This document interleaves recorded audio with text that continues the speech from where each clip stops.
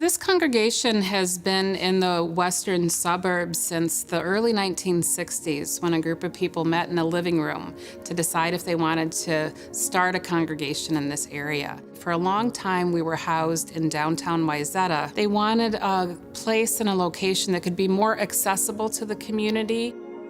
They went on a search for new property, found this location, and built 5 years ago.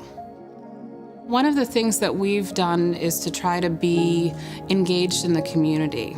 We had a journey with purchasing this property where we discovered that there was a racialized covenant on the property, where they would put on the deed of the property that the deed could not be sold or resold to a person of color. And we did some research and found that through an organization called Just Deeds, we could partner with them and have that covenant removed and raise awareness of what those racialized covenants did in increasing the disparities of our region.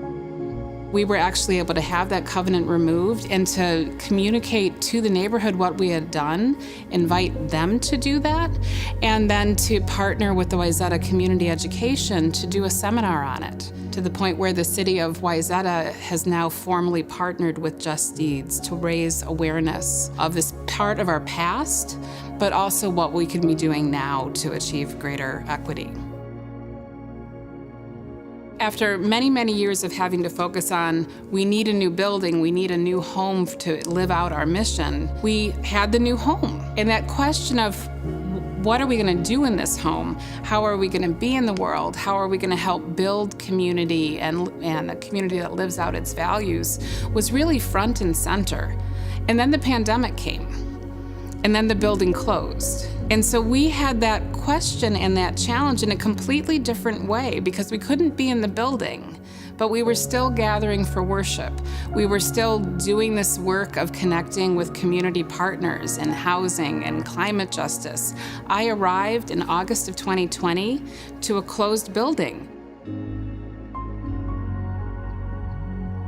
We were building out a new understanding of what did it mean to build community, so that when we did reopen, we set up a whole video system and kept the Zoom community alive and connected in as we reopened the building to in-person. We live in really a time of a great loneliness. And the ways in which we were able to continue connection, I think gave people hope. And it gave people a sense that their ways in which we show up for one another actually matter. The ways in which we still volunteer and show up for our neighbor and show up for the community still matter. I get up in the morning and come to church to serve with a group of people who care. In our mission statement, we talked about connect, grow, act. How are we connecting to something larger to ourselves? How are we growing as individuals and as a community? How are we acting on those values out in the world, knowing that we're not alone? We're not alone in either our joys or our struggles. And I think right now that message is really needed in our world. How do we put love at the center? How do we honor the inherent worth and dignity of every person?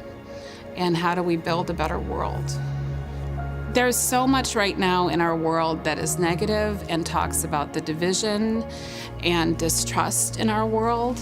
And I think when you show up in a community that has a sense of why it's there in the world to make it a better place, it gives you something, a strength to take back out.